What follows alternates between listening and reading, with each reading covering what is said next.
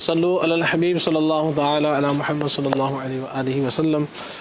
یہ کچھ قولیں تھیں کہ سانس لینے میں تنگی ہے، دمہ یا نزلہ زکام وغیرہ، اس حوالے سے یہ الحمدللہ بہت ہی اچھا علاج ہے، مختصر سا علاج ہے۔ بعضوں کو یہ معاملہ بہت پرانا ہوتا ہے تو ان کو چاہیے کہ وہ باقاعدہ اچھی طرح سے کسی اچھے طبیب سے اس کا علاج کروائیں۔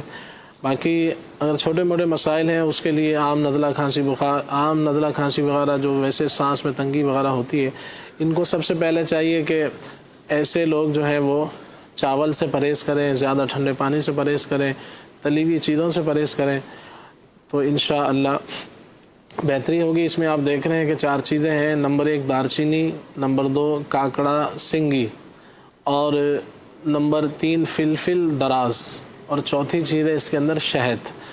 دارچینی بھی 12 گرام لینی ہے، کاکڑا سنگی بھی 12 گرام لینی ہے، فلفل دراز بھی 12 گرام، اور شہد اس کے اندر 150 گرام ڈالنا ہے۔ تینوں چیزوں کو اچھی طرح باریک کر کے شہد کے اندر مکس کر لیجئے، اور صبح شام آدھی چمچ بچوں کو دیں، جو بڑے ہیں وہ 1 چمچ لے لیں، اور گرم پانی سے لیں تو اچھا ہے، اور اسی طرح سے اگر گرم نہ ہو سادے پانی سے بھی اس کو لے سکتے ہیں تو انشاءاللہ عز و جل سانس کی تنگی کے حوالے سے، دمے کی جو کیفیت ہوتی ہے، اس حوالے سے انشاءاللہ عز و جل آپ اس کو مفید پائیں گے۔ صلو علی الحبیب صلی اللہ تعالی علی محمد صلی اللہ علیہ وسلم۔ اللہ کریم ہمارے مریضوں پر نظر رحمت فرمائے۔ آمین آمین۔